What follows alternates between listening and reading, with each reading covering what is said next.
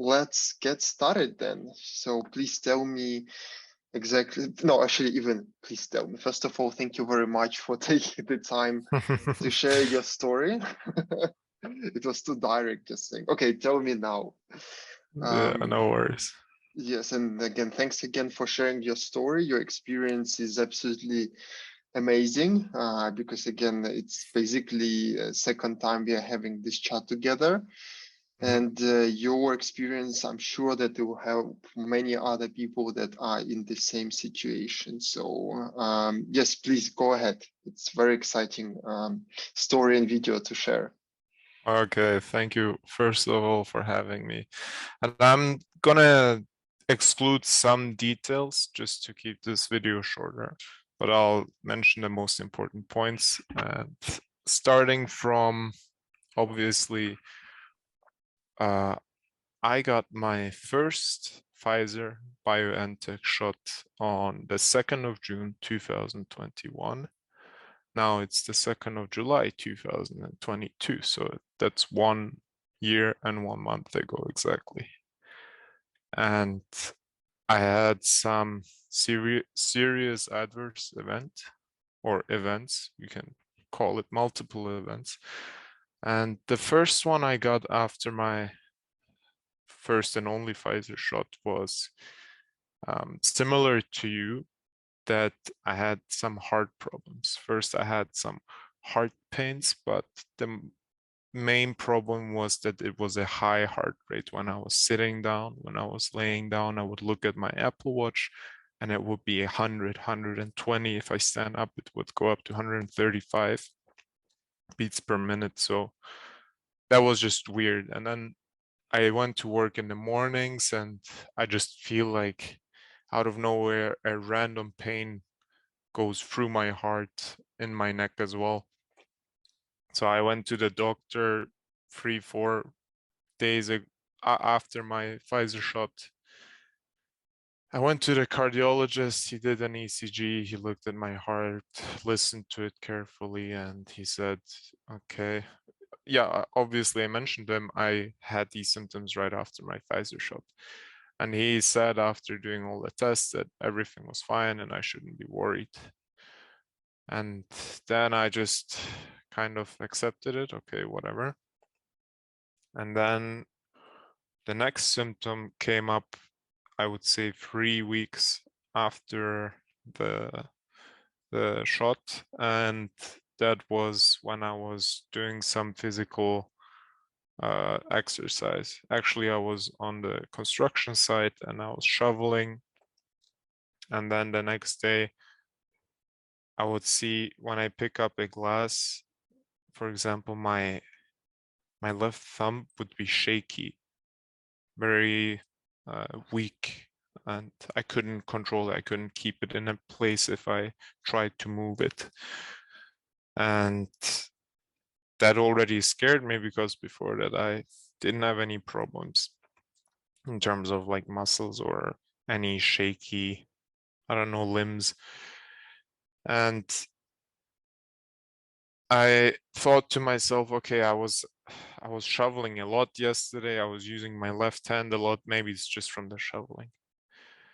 And then around the same time, a month after the shot, I realized when I was holding my phone up, when I call, I hold my phone next to my ear. And while I was holding it up, talking to the person for 3 to 4 minutes maximum, my shoulder already started feeling pain, like as if I was exercising 100 kilogram on the bench. And I thought to myself, okay, there's something weird. I don't feel the same. Like I don't feel like I have the strength to do normal things. Maybe I'm just being inactive, or maybe I'm not exercising enough, I thought. And but yeah, I was busy during that time because there was summer and I was doing some internship and work. So I didn't even have time to think about it too much. And then the next symptom came around 1.5 months or 2 months later. And that was this, I was driving for a longer period of time and my left foot was resting. And I just realized when I got off the car that my left foot is kind of not numb or sleepy. It just feels stiff, like in my ankle especially. It felt stiff, rigid, kind of feeling from inside. I cannot really explain it exactly. I wouldn't say it's numb because I can still feel when I touch my foot. I can still feel the sensation on my skin and everything. So that feeling, I thought, okay, it's probably from the long car ride. But guess what? That feeling or that symptom stayed for a longer period of time. I waited a week and it still didn't go away. I waited 2 weeks, it still didn't go away. And now it's 2.5 months after my Pfizer shot and I still have that specific symptom in my left foot. And sometimes I feel it also in my left hand, but not too much. It was mainly the foot, the ankle. So I decided, okay, I need to go to the doctor and check this out. It's not going away. I went to the doctor and he took blood tests to see how my, for example, thyroid hormones are and all that stuff. It was a general doctor. And the blood results came back and everything was fine. Everything looked fine. Nothing to see. Then he told me if I still have that feeling, maybe I should go to the neurologist. Maybe it's a neurological issue. And the other option I should also consider is going to, what do you call those doctors? Orthopedic. Or orthopedics, right? Yeah, Orthopedist. Yeah. yes, someone who looks at your bones and your muscles, right, and your spine. And then I went to those two doctors, one just for the like bones and muscles, orthopedic, and the other one is for neurological issues. Both recommended me to do MRIs. I did an MRI of my brain and I did the MRI scan of my whole spine. And the results came back and there was nothing to be seen, neither from the orthoped that, for example, the hypothesis was, oh, maybe one of your nerves is kind of stuck in your spine and that's why you're feeling this weird sensation in your ankle. But nothing was seen from that doctor. And then the neurologist also didn't see anything specific. And the neurologist then went ahead and said, maybe we should do a more detailed brain scan. So let's use contrast. So I used, and keep in mind, that's now 3 months after the vaccine.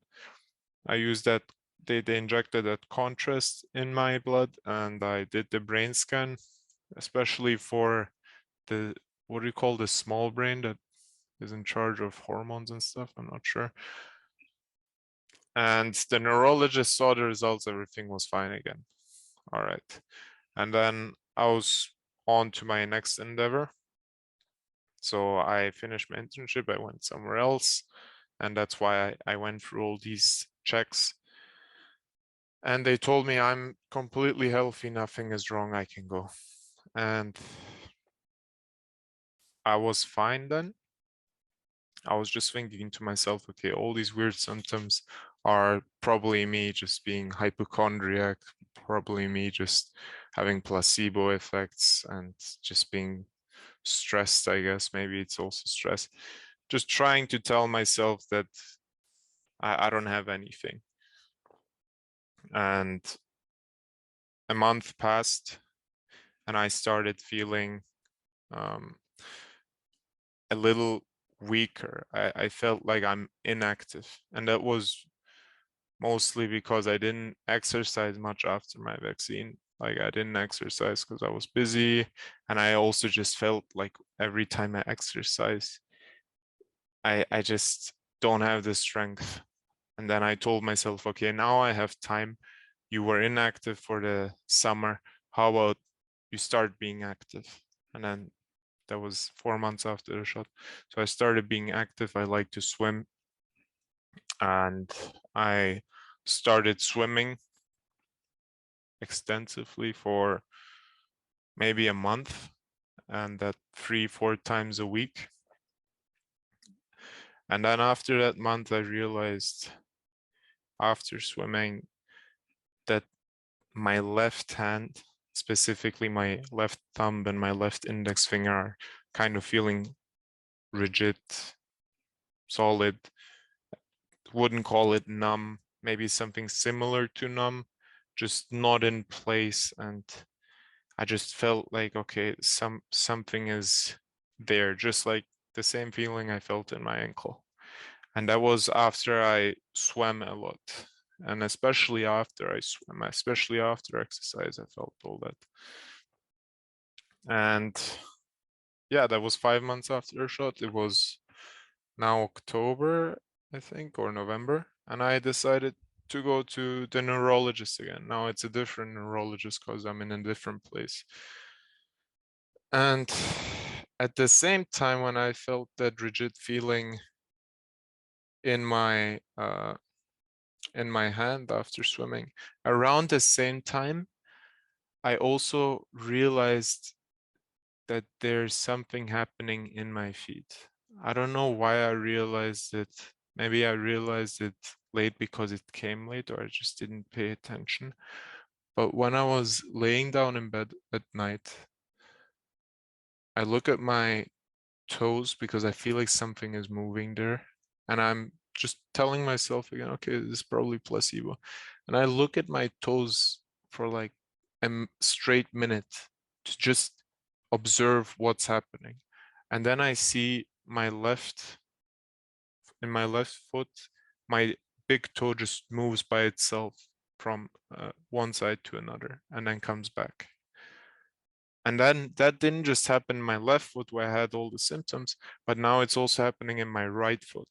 So in my right foot, my toe also moves by itself. And I realize, okay, wow, my toes are moving. I'm not controlling them.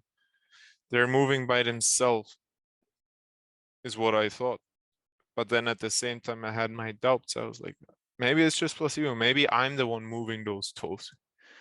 But then that kept happening for a whole week, and it got kind of worse, where it was kind of obvious, yeah, like, yes, they're moving. I'm not controlling that. And I guess you can call that my first experience with the muscle twitches, right? So that happened 4 to 5 months after my first shot, and it started from my toes. And right after that, it also started in my calves. So that moved pretty quickly from toes to calves. And I decided, because of my toes and because of the rigid feeling in my left hand and still in my ankle, I decided, okay, I'll go to the neurologist again. Now I'll go to a different one. I went to the different neurologist, and at the time I still didn't have the insurance I needed because I was in a different place as well. And the neurologist said, okay, we can do the basic tests, thyroid function and blood test and some tremorgram, that's what he called it, where he just sees if I have some tremor in my hand.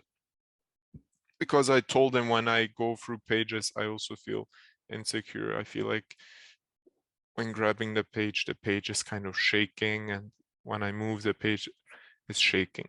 So he decided to do all these tests, and the tests all came back normal. Then he said, okay, maybe because at the time I was already Googling, what's happening with me, and I like saw, okay, there's early on Parkinson disease that can be the cause of like these type of feelings in the left side of the body and all that stuff.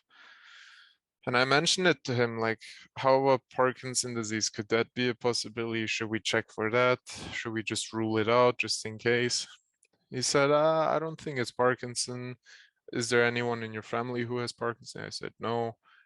He said, okay, I don't think it's Parkinson, but of course we can do the brain scan just to rule it out. Then he said the brain scan would cost me 1,500 USD. It was some Torad, I don't know what the exact name was, Torad CT scan of the brain. At the end, because I didn't have the insurance yet, I ended up not doing it, and I told them, okay, I will come back probably in February when I have my insurance. So I had the next appointment in February, and at that time, when I went to him at end of November and early December, he already suggested me to take anxiety pills or panic attack pills, just to see. He didn't say that I have anxiety or panic attacks, because I think he didn't want to like call me crazy or something, but he just wanted to give me those pills and tell me, okay, how about you try this and see if it works.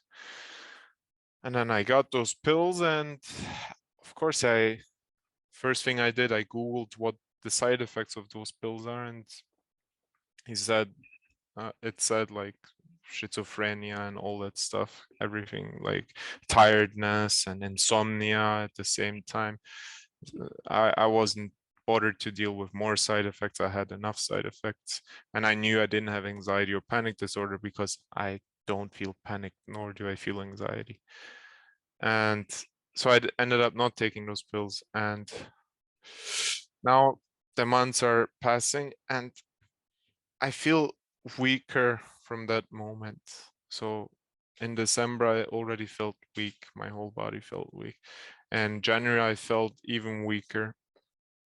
I went on surfing and swimming, and one day, and after that one day surfing and swimming at the end of January, the next day I had my first muscle twitch, not in my lower body, like legs, but in my left hand. And that muscle twitch was my left thumb.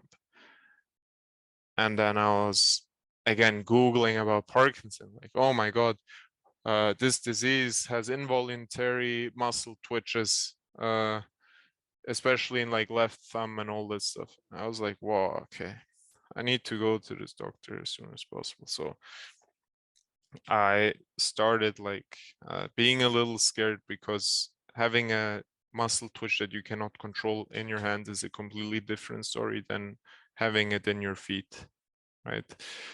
Of course, both are bad, but I'm doing everything with my hands. I'm writing. I'm going through pages in the book. Having those muscle twitches is really concerning. So I went back to him in February and I told him, okay, now I have muscle twitches in my left hand as well, especially my thumb, and I feel weaker. It feels like a progressive weakness. Every month I'm just getting weaker and weaker. And he said, look, I don't know what to tell you. I can give you some pills for the anxiety, and that's it for now, until you don't have your health insurance. I think all the other tests will be very expensive. And I told him, yeah, it was supposed to come in February and there's a delay. So I told him, okay, when I have my health insurance, I'll be back. So I got my health insurance in April. And by April, I also already felt other symptoms. And Nick, I didn't tell you about this symptom before, but there is another symptom that I have, which is I felt like when I go pee, there is still after peeing something leaking. And of course, for men, you always like, you shake it off and that's it. But like, I was used to that for my whole life, so I knew there was something different. I knew there's more leaking than usual in when I go pee. And at the same time, right before I went to him in April, I had a little bit of insecurity in my vision. It wasn't that it was blurry or I couldn't see from far or from near. It was more like I feel a distraction similar to brain fog, but not really brain fog. There's just a distraction on the periphery of my vision.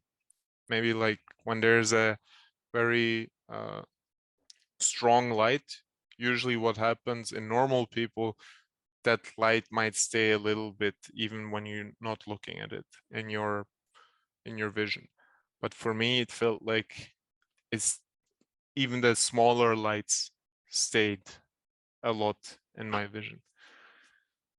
That's the best way I can explain. I can't explain it either. And I went to the doctor and I said, oh yeah, and at the same time in March, I first read about, and that was completely like random. I read about the MS, multiple sclerosis. And that was from a Facebook post. I saw some sad Facebook post about someone who had MS and he got arrested because he was treating it with CBD oil, and that CBD oil is illegal in his country, so he was imprisoned. And that was a random Facebook post. I wasn't searching for it. It was just something I found, and then I looked it up. What is MS even? What is multiple sclerosis? And then I looked at it on Google, and it kind of went with almost all the symptoms I have: the muscle twitches, the weakness, the the vision, the bladder problems, and that's what I went with then. When I went in April to the neurologist again, it was me, not him, suggesting what it could be, but it was me saying, hey, what do you think about MS? Could there be a possibility for that, considering all the symptoms that I've told you? And at that point, I told him about the eyes and the bladder as well.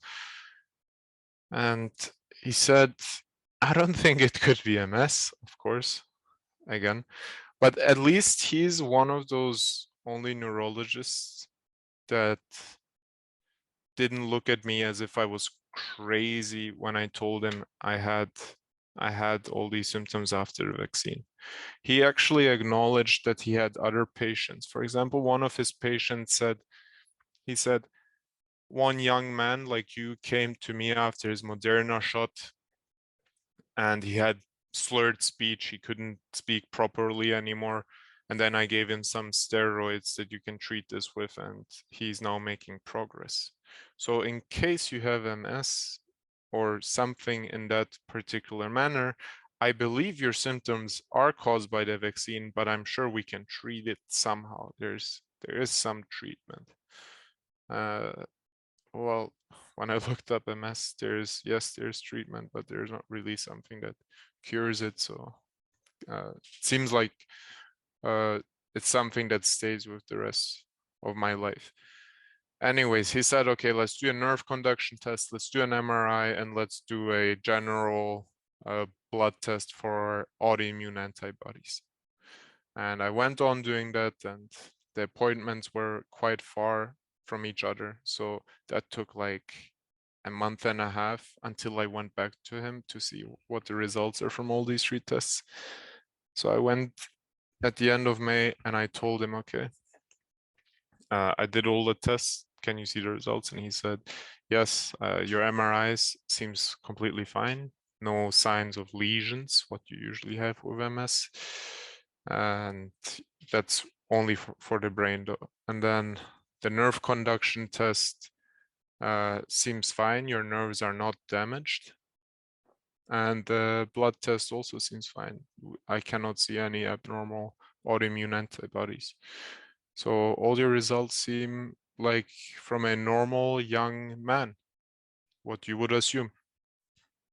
And I told him, okay, but I also, again, it's me telling him what to do.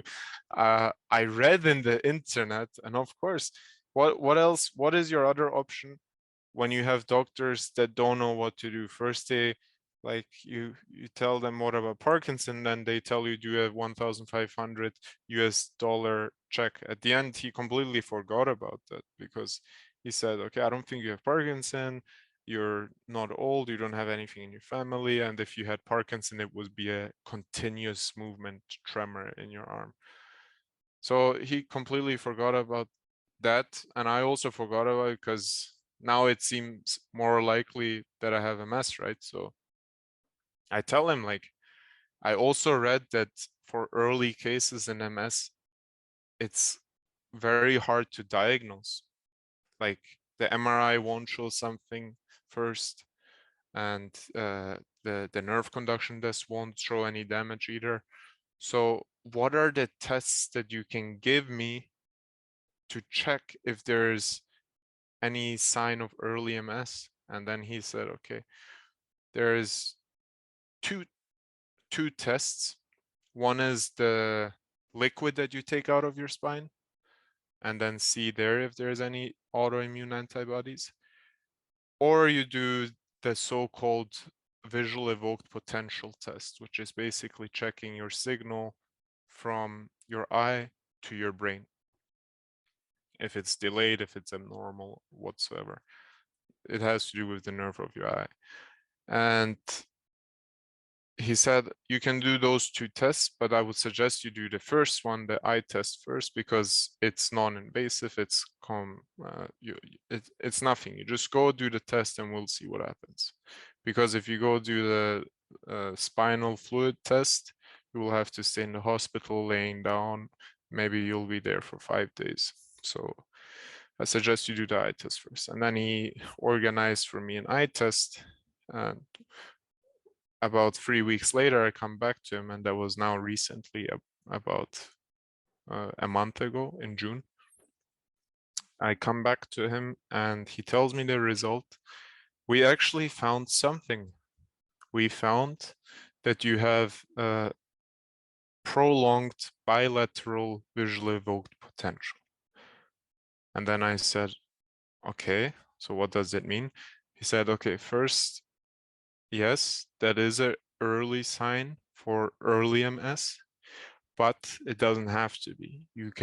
You should still go to the eye doctor and rule out that it has nothing to do with the eye itself, like your retina or something. At that point, I was just accepting whatever he said, because I know myself, like, okay, my eye is not causing the muscle twitches. My eye is not causing this weakness in my body. My eye might be causing the vision, whatever, sure, but I felt kind of sold for stupid. So I told him, okay, yeah, I can go check my eye, but how about I come back and my eye is completely fine? What do you want to do then? Again, me asking him, what do we do? I need to suggest something, right? And then he pulls out the paper of different specific serum blood tests that are done in special labs. And obviously that's not covered by insurance. And he said there's a APQ4 serum protein or whatever that is, and a MOG protein. And those two are tested to see if you have MS or not.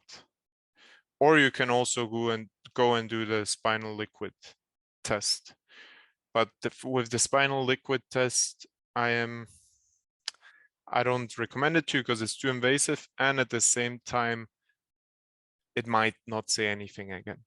But I feel that if you do the MOG and the APQ4 blood test, I can be confident to say if you have MS or not after seeing the result with the eye, because then I would put the result from the eye together with these tests and I can be more confident to diagnose you that you have or not, that you don't have MS.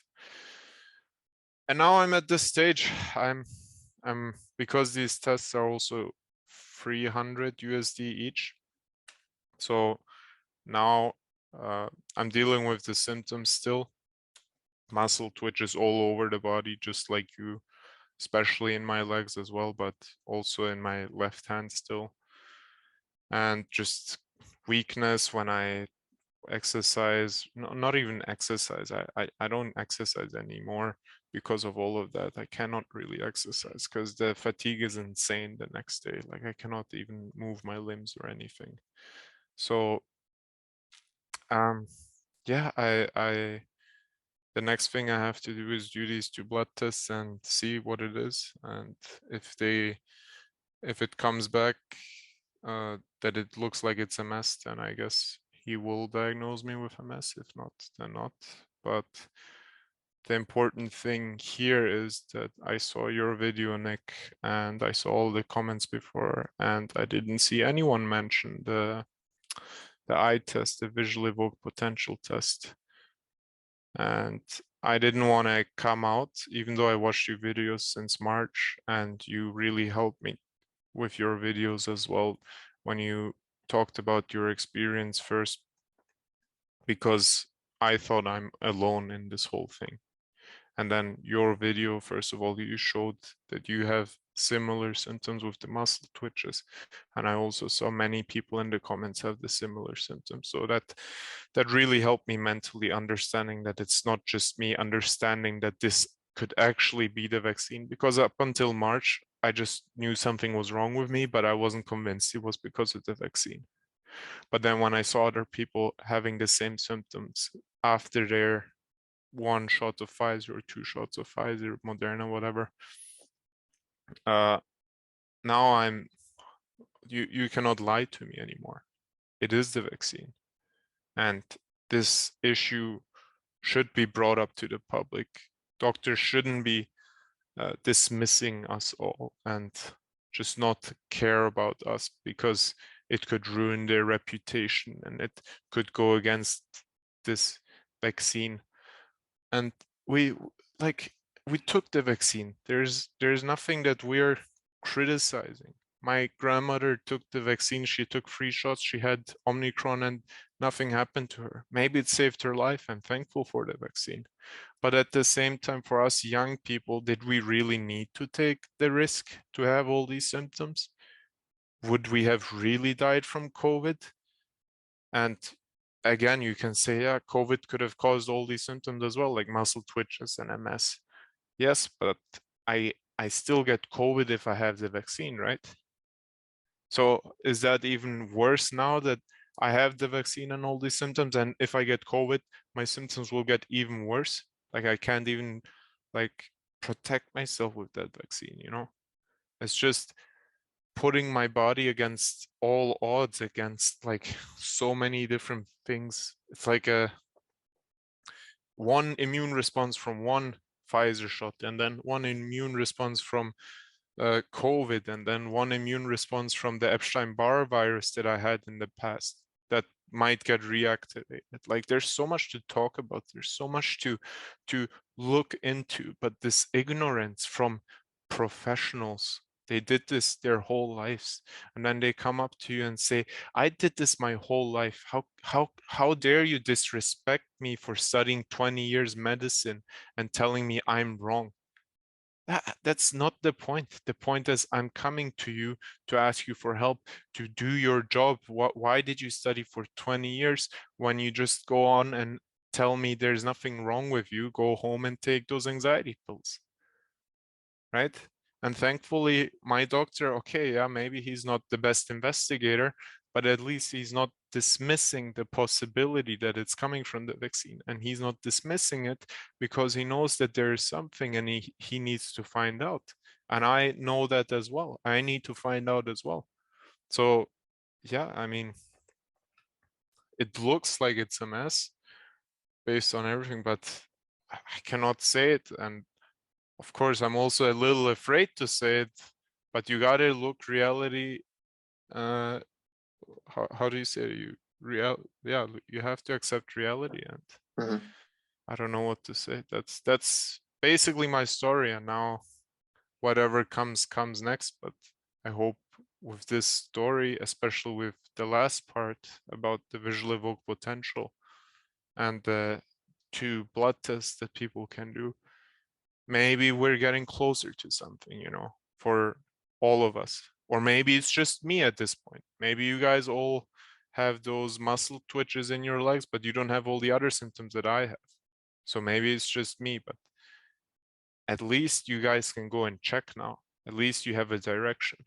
And it's not that I was a smart one and found this direction. It's just thankfully my doctor didn't dismiss me, he didn't stop me from investigating. And yeah, I think the meeting is going to end in a minute. So yes. Yeah, thank you very much for the story. It's absolutely amazing. Seriously, so much findings, so much context. Seriously, very sorry to hear all of this happen to you. But again, we are all facing this from one side or another. Again, you're not alone. There's so many of us. Like I'm example with the same neurological issues, at least on the muscle twitch